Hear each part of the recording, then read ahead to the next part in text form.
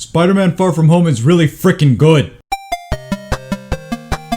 If you watched my previous video, you already know that I love Spider-Man, and I love Far From Home. Hopefully you've had a chance to see the movie by now since it's been out for a few weeks. However, since it's been out for a while now, it's also worn out its welcome. Now, some people don't like the movie because they just don't like the movie, and that's fair. But people have found problems that apparently ruin the movie or why it's not as good as everyone says. And I gotta be honest, some of the stuff people are saying doesn't really work for me. Now, I normally respect different opinions, even if it's on something that I really love, so I'm open to the criticism. But the thing is, some of the things people are saying are just really dumb nitpicks. Now, nitpicking is inevitable, yes, but the ones that bother me most are from the supposed hardcore Spidey fans. Some of it really is just ridiculous. So I'm going to do something a little different. First, I'm going to explain the spoiler details that I did not get to in my previous video to explain why I gave it a 9 out of 10. Then I'm going to look at what people are saying about this movie and talk about why the problems they're giving just don't fly. Now, I stand by the score I gave this movie because it had a lot of good stuff, but it's not perfect. So let's go over some of that good stuff.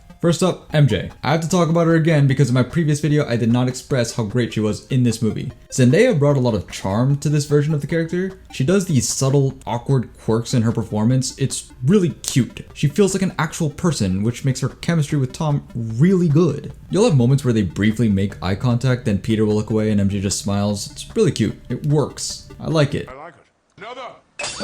And a lot of Spidey fans like me appreciate this because this is something that is very important. If they didn't work, none of the movies after this would work. Next up, the action scenes. They were not afraid to be crazy in this movie. That part where Peter is fighting Mysterio's illusions and he gets trapped in a small version of New York that turns into a snow globe, then it turns into Mysterio's fishbowl helmet, then you have that amazing hallway fight scene. It is just insane. We also see that Peter is grown as a hero. When Peter meets Mysterio for the first time, you see Peter trying to web the buildings together so that debris don't fall and hurt anyone. This is a parallel to when he tries to fix the ferry in Homecoming, but instead of failing and getting help from Iron Man, he succeeds. We even have that part on the bridge where he has to face the drones without any webs, and I personally love when Peter is put in these situations. It forces him to rely on his intelligence even more. It made a hardcore fan like me really happy. Let's talk about Mysterio. It goes without saying that this is probably the most accurate Spidey villain since the Green Goblin. Not only does Jake Gyllenhaal play the character really well, but I was also really into his relationship with Peter. I love that he didn't really want to kill Peter, but Mysterio knew he needed Peter out of the picture.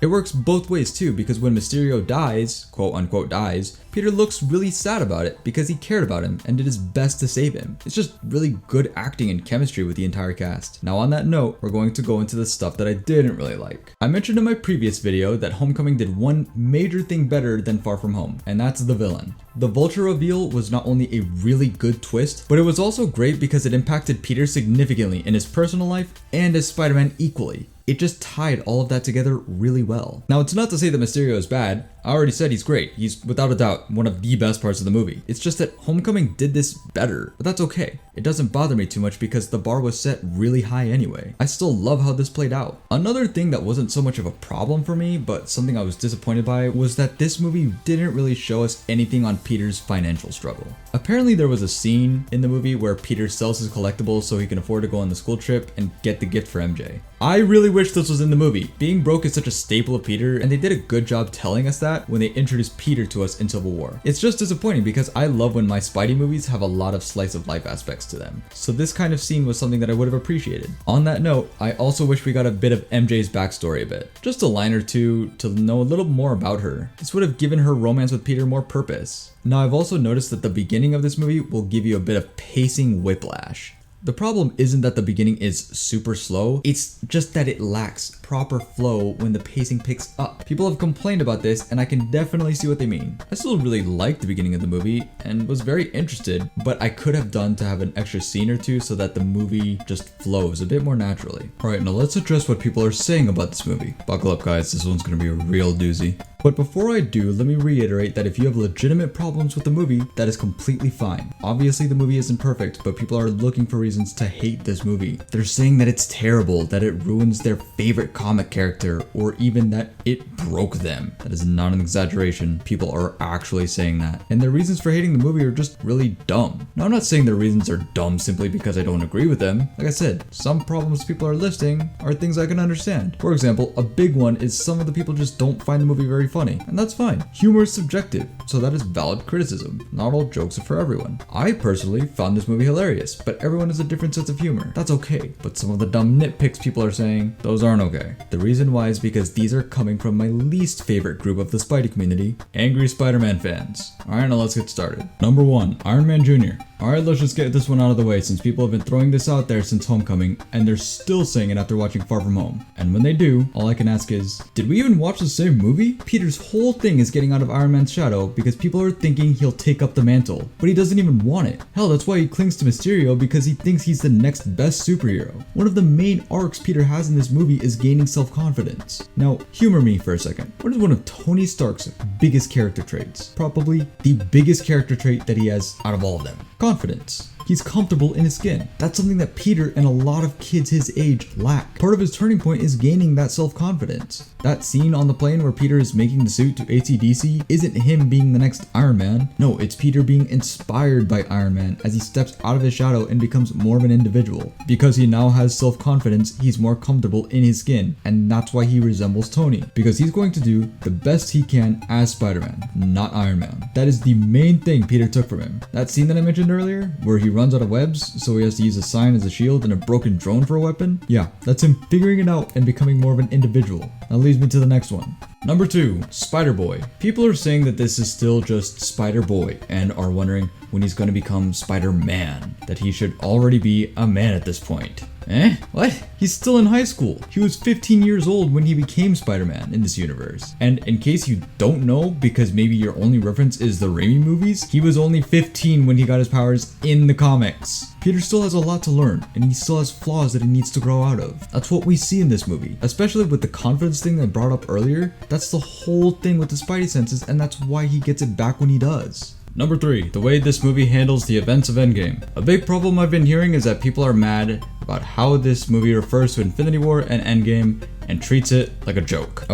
Yeah, the movie wants you to laugh about it. Endgame was a really dark and sad movie, and if this movie started out super sad, then guess what? The movie wouldn't have worked. The tone would have been thrown off. You wanna know one of the main reasons why I love Homecoming? Because it's a fun movie. That's what I want in my Spidey movies. So if the sequel to Homecoming had a vastly different tone, then it would have failed as a sequel. This movie is already darker than Homecoming, but it doesn't detract from the overall tone of these movies. We needed a bit of a reset button after the emotional events of Endgame, and Spidey is the perfect reset button movie. Like, I was laughing so hard at the tribute to the Avengers in the high school's crappy news show with that low resolution JPEG image of Vision. It was just hilarious. People in Far From Home are kind of treating the events of Infinity War and Endgame as a joke, and yeah, that makes sense. You wanna know why? Because they're high schoolers. I mean, come on, people are going to meme anything, so of course they'll joke about it. That doesn't mean the event wasn't impactful. Number 4, Uncle Ben being replaced with Iron Man. Okay, I'll level with this one a little bit. Is this a comic book accurate version of Peter? No, it is not, but the overall heart and essence of the character is there. Now, as a huge Spider-Man fan, I am also disappointed that they brushed past Uncle Ben's death other than just an implication. Uncle Ben is really important. Nobody is saying that he isn't, but these movies have established that Iron Man is really important. Now, I have to admit, I'm not a fan of that, but that's how these movies are treating it. The things that are happening to Spider-Man in this movie is because of how the MCU has been built. This version of Spider-Man and the events of this movie works because they are going off of the 10 years of films they have created. I'm going to take a little break here to tell you guys about an ongoing anime/manga series that you may have heard about called My Hero Academia, or My Hero Aka for short. In the series, our protagonist Deku has grown up in a world where superheroes and villains are a part of society. Deku idolizes the world's greatest hero, All Might, who is basically Superman. Not like this one, like this one. Deku is a dorky fanboy that aspires to be just like All Might. He's actually very similar to how Peter is. But as Deku grows, he learns that he can't be like All Might, and that's okay. He learns that All Might is still his role model and inspiration, but still grows as an individual and his own hero. The creator of this series has said many times that he is a huge fan of comics, and his favorite superhero is Spider-Man, and you can definitely tell. Now, I'm not going to spoil anything because it's a series worth checking out, but the point of it is it's an origin story built off of inspiration. I bring this up because that's what they're doing with Spider-Man in these movies. Think about it, guys. He was born into this universe. He grew up while the Avengers were already doing their thing. During worldwide catastrophes, he watched the Avengers save the day as a child. Tony is the one that found him, so it makes sense for Peter to idolize Iron Man the way he does. It might not be ideal for fans like myself, yes, but it works for these movies. Number 5, a slow start. Now I talked about this earlier, so this problem is understandable, but it's definitely not as bad as some people make it out to be. People are saying that the movie doesn't kick off until Mysterio shows up, and yeah, they're right. You wanna know why? Because he's in the first scene of the freaking movie! No, but honestly, people are saying that the movie starts out slow, and I thought that was kind of the point for a Spider-Man movie. In any good Spider-Man movie, the time our hero spends inside the suit is equally as important as the time he spends outside of the suit. In this case, we see the type of environment Peter is in and the connections he has and what's important to him. This is valuable information to us as a viewer because being Spider-Man almost always causes problems with the things we have seen in Peter's life. Spider-Man stories need these slice of life elements to remind you that he's still just an everyday guy with everyday problems and establish the stakes. We're gonna talk about that later. Number 6, the Mysterio reveal being too obvious. Yes, this is true. It was obvious to any Spidey fan. Mysterio is one of the most iconic supervillains ever, so you already knew he was going to be a villain if you were familiar with this fact. This leads to people saying that this is a terrible twist and it shouldn't have even been attempted. Okay, first off, they would not have been able to create a friendship with Peter and Mysterio this way. That would have made their fight significantly less impactful because they don't have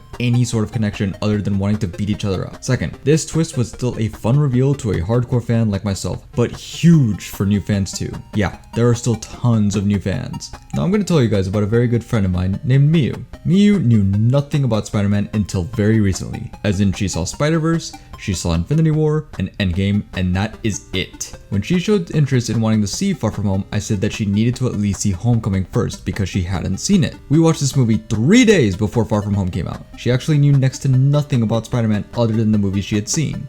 What? He's making his web fluid. Oh. Yeah, he doesn't shoot webs like naturally, that's not one of his powers. Really? He actually has to make it, yeah. Do all the Spider-Man have to do that? Yes. Canonically, Really? yes. But in like the older movies, like he actually had it so that his webs came out of his body, which is kind of gross because that means his body had to develop like sacs to develop webs, and it's kind of gross. So yeah, say what you will about the twist, but it definitely served its purpose and sucked in newcomers to our favorite webhead. Number 7, Peter's crush and grief. People are complaining that Peter just gets over his grief just so he can fall in love with a girl that he barely knows.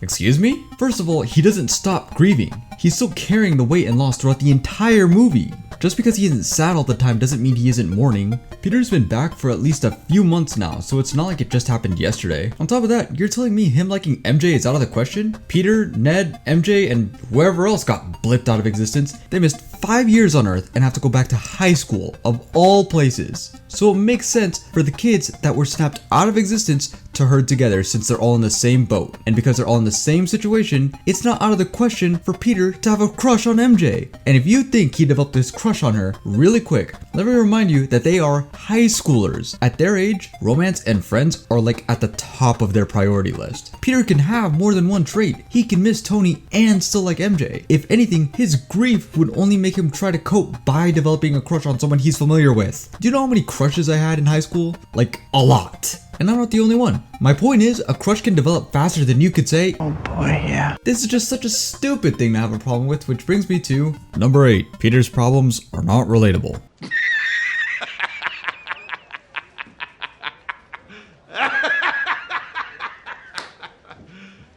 You serious? Right, because developing anxiety, being socially awkward, trying to figure out how to talk to your crush, all while being under overwhelming pressure of being a high schooler, trying to figure out what to do with your future. Yeah, that's not relatable at all. Number 9, Peter giving the glasses away like an idiot. Yeah, he did. It was stupid. Peter even says so himself. He made a really big mistake, but it's believable. He was quick to get rid of those glasses because he nearly killed his own classmate. A stupid mistake he was already well aware of, but then, to make matters worse, Fury scolds him and makes him feel like crap. It diminishes any sort of confidence Peter had in himself at the time. So when he sees Mysterio being ready to supposedly sacrifice himself to save the world the way Iron Man was willing to do, yeah, of course he's going to give them to him. Because to Peter's eyes, the best option was right there in front of him. Combine that with the fact that Peter is already burnt out and can't even relax on his own vacation. I'm honestly more upset that he didn't want to hang on to the glasses for sentimental reasons. It would have been better if he told Mysterio about the glasses, even showed them to him, but changed his mind and said, no, I can't give these glasses away. Then Mysterio steals them away without him knowing. But it's fine. I'm okay with it, because Peter being naive is believable. But none of these things that are being said don't bother me any more than number 10.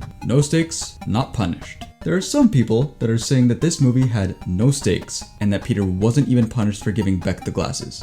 Excuse me. Hold on. What? There are plenty of stakes in this movie. The whole reason for Peter getting a new suit is so people don't recognize him. Because if he wore his normal suit, people would figure out that Peter is Spider-Man because they are in the same place. His identity is the biggest stake of the movie. He learned this in Homecoming, where the Vulture figured out who he was and threatened him. I'll kill you and everybody you love. His friends were targeted and in a lot of danger. Thousands of lives were on the line so Mysterio could make a lie convincing. And you're telling me he isn't punished? His secret identity was revealed to the whole world. That is one of the biggest punishments that Spider-Man can get. Hell, in the first movie of the Raimi trilogy, the first thing Green Goblin does when he discovers Peter's identity is attack his loved one. I'm okay if you have a problem with the overly convenient plot structure, the bad ADR, or the lifeless cinematography. Oh wait, but those aren't the things that killed the movie for you, even though those are normal things that are wrong with the movie. But no, instead what apparently broke your heart was that stuff like this isn't important. Oh, but hey, if you don't think his identity being revealed isn't a big enough impact or consequence for Peter because you just live and breathe Spider-Man, how about in Amazing Spider-Man number 122, where Green Goblin kills Gwen Stacy when he remembers Peter's identity? You know, the most important death in all of comic book history? Or Amazing Spider-Man number 538, where an assassin tries to snipe Peter but hits Aunt May instead after discovering Peter's identity in Civil War. Not only was he punished for that, but we, the readers, were punished because later down the line we got this monstrosity.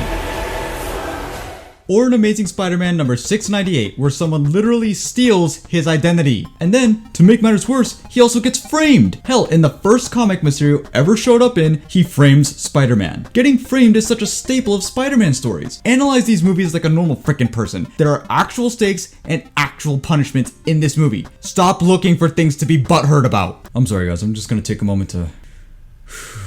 I saved this one for last because it's so frustrating, so I'm just gonna take a minute and I'm gonna wrap this up.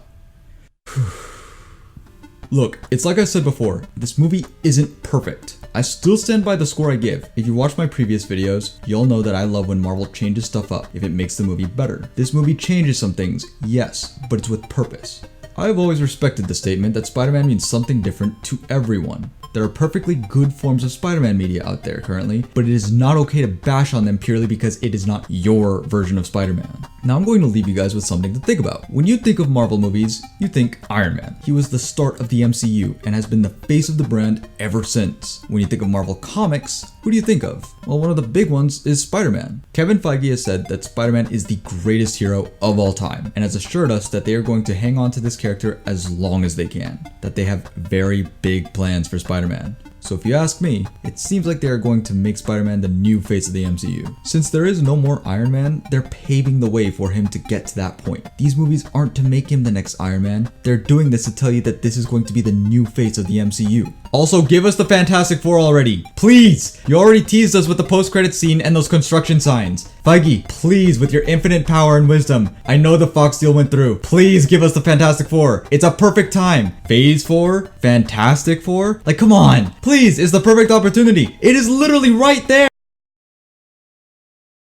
Hey everyone, Otter here. If you're listening to this, that means you went through the whole video. Thank you, I appreciate that. I appreciate you. This is the longest video I've put out, so I hope you enjoyed it. If you did, please be sure to leave a like, it helps me out, and it means a lot. If you want to see more, feel free to subscribe. I do have at least one more Spidey project in the works, as well as some other projects that I can't wait to show you all. If you want to know what I'm up to, or if you just want to yell at me, you can follow me on Twitter. The link will be in the description below. There's also a link to our Discord server if you want to hang out with us. Ladies and gentlemen, thank you so much again for watching, and I hope you have a wonderful day.